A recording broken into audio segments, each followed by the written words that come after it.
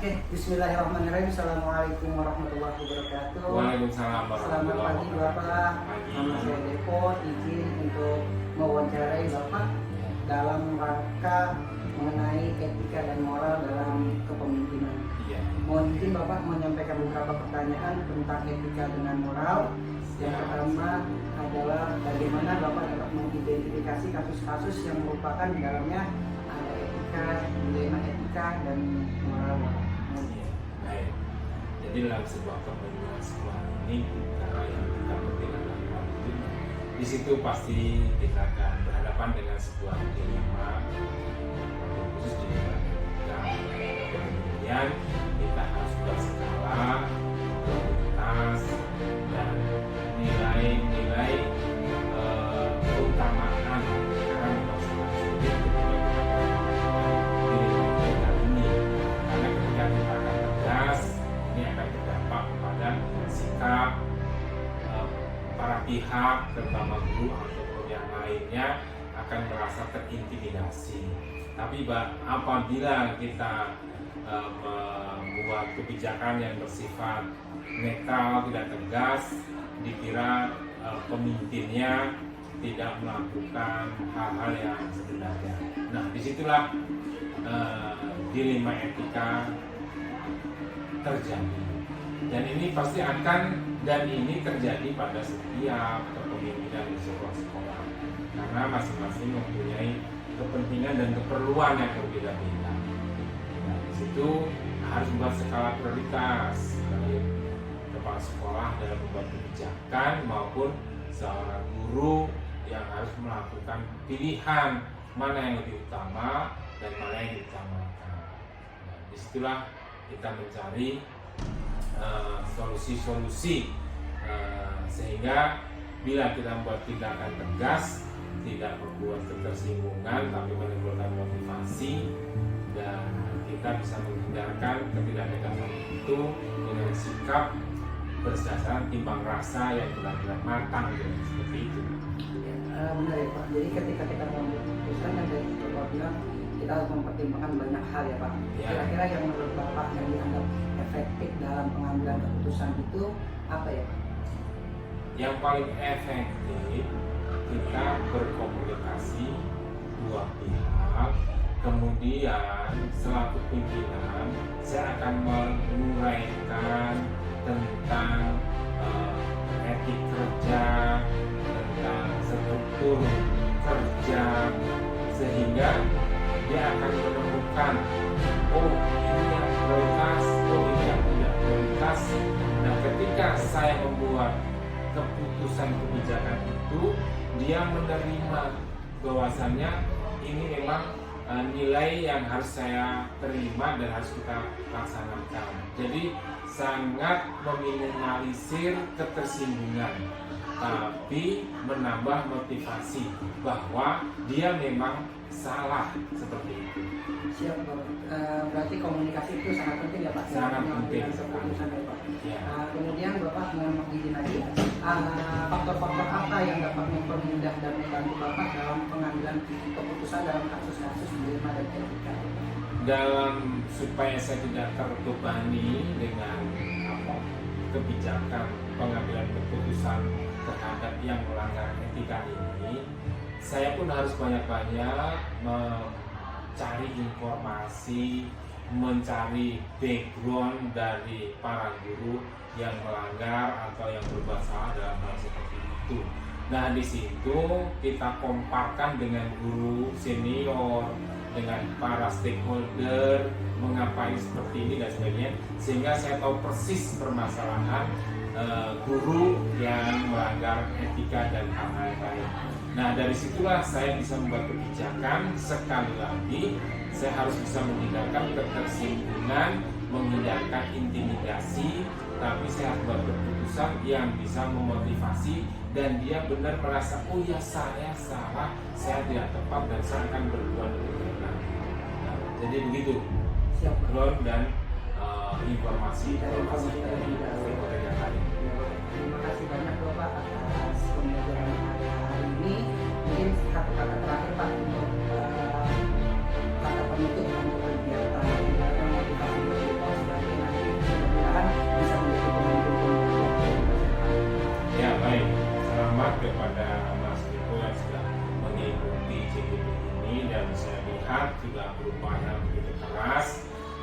Dan saya selaku orang yang sudah melakukan sekian tahun kegiatan sebagai guru, wakil, dan sekarang kepala sekolah, disitulah kita harus bisa belajar timbang rasa, memperluas wawasan, mendengar begitu luas, dan menggali ilmu yang sebanyak-banyaknya, karena kita supaya bangga. Saya guru, saya bisa membekali generasi muda, dan saya bisa mengarahkan mereka kemanapun. Tapi kalau semuanya dasarnya pada sebuah etika yang baik, pengetahuan yang luas, dan niat tulus untuk mendidik anak bangsa, nah, itu pasti akan kita dapat, dan kita akan menjadi guru yang benar-benar super untuk anak bangsa ini. Siap, Bapak. Terima kasih banyak atas waktunya. Mohon maaf jika mengganggu, Bapak. Terima kasih. Assalamualaikum warahmatullahi wabarakatuh. Waalaikumsalam warahmatullahi wabarakatuh.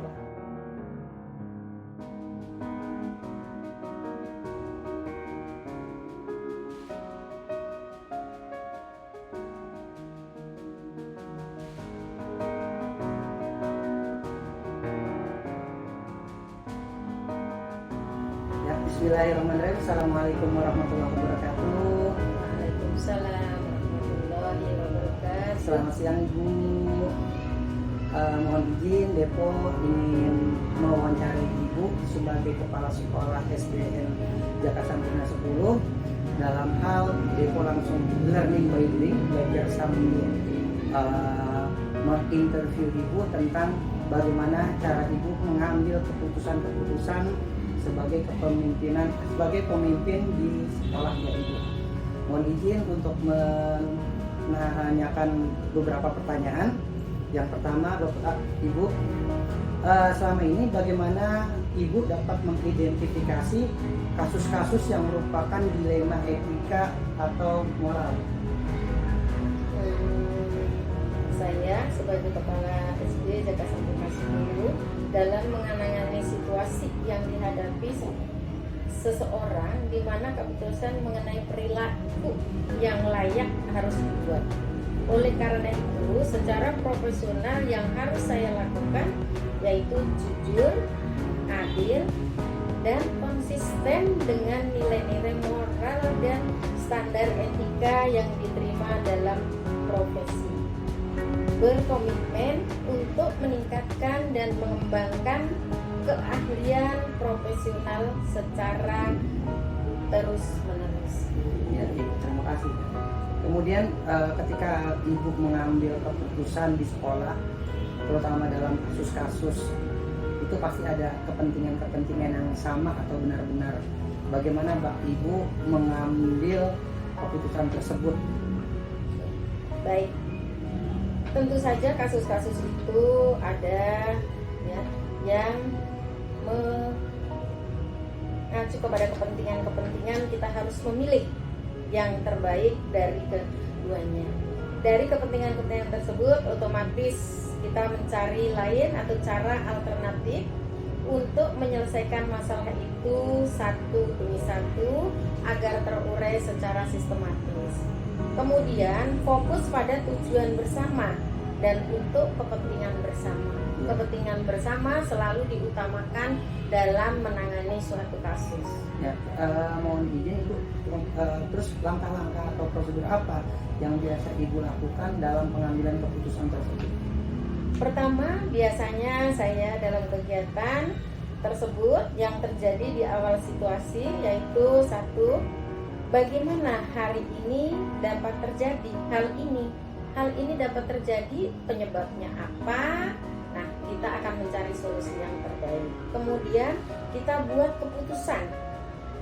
Kemudian ya, kita akan mencari keputusan sudah diambil, lihat kembali proses pengambilan keputusan, ya, kemudian dipelajari untuk dijadikan acuan bagi kasus-kasus selanjutnya. Ya, terima kasih. Baik. Kemudian menurut Ibu, hal-hal apa saja yang selama ini Ibu anggap efektif dalam pengambilan keputusan, khususnya dalam kasus-kasus dilema etika? Satu, untuk mengatasi kasus tersebut adalah mengidentifikasi masalah. Kedua, memberikan jawaban yang berbeda, yaitu memanggil secara personal ya, yang berkaitan dengan kasus dilema etika ya. Menanyakan permasalahan untuk mengawali informasi sehingga dapat memberikan solusi tergantung pada tingkat komitmen masalah atau kerumitan masalah. Ya, baik.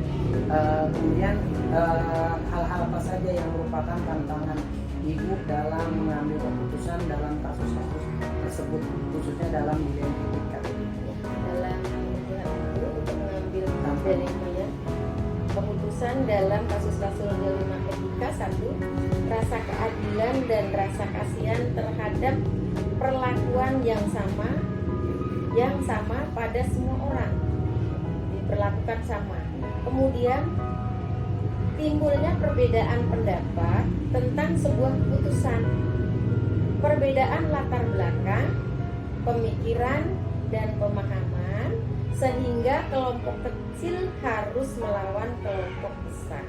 Ya, terima kasih. Kemudian ibu, yang selanjutnya adalah adakah seseorang atau faktor-faktor yang selama ini mempermudah atau membantu ibu dalam pengambilan keputusan, khususnya kasus-kasus dilema etika? Baik, hal-hal yang dapat saya Faktor-faktornya faktor-faktor yang mempermudah. yang mempermudah ini adalah satu, kita rasa keadilan yang di sana yang kita perlukan, ya. Faktor-faktornya Bu, kalau seperti yang kasus dilema nomor 7 ya. Ya. Faktor-faktor yang kita Faktor-faktor apa? Faktor-faktor apa yang selama ini? Pertama yang akan kita lakukan yaitu, kalau dibilang untuk ada yang membantu, semua membantu.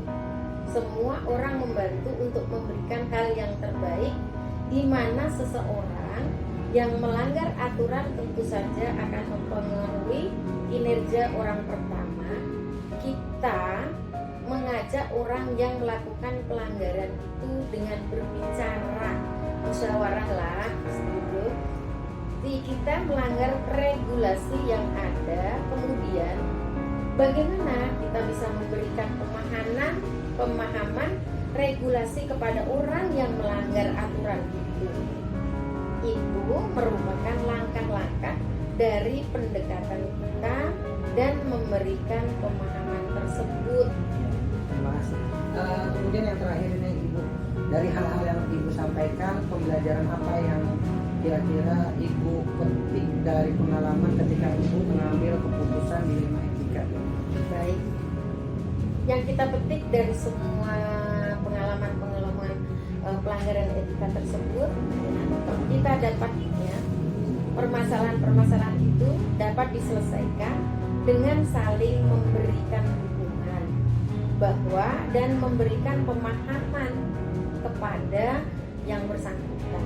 Kemudian apa yang kita lakukan semua itu akan konsekuensinya, sehingga aturan yang dibuat itu untuk ditaati, bukan untuk dicari celahnya. Dengan pemahaman tersebut, maka dilema etika tidak akan muncul ketika seseorang sudah sama-sama memahami adanya aturan-aturan atau regulasi yang sudah dibuat untuk ditaati. Untuk ditaati itu yang bisa saya pelajari. Baik Ibu, terima kasih. Depo banyak belajar dari apa yang telah Ibu sampaikan. Mudah-mudahan nanti ke depannya Depo dapat belajar dari pengalaman-pengalaman Ibu dalam hal pengambilan keputusan mengenai dilema etika dan moral. Terima kasih Ibu, terima kasih atas waktunya. Assalamualaikum warahmatullahi wabarakatuh. Waalaikumsalam.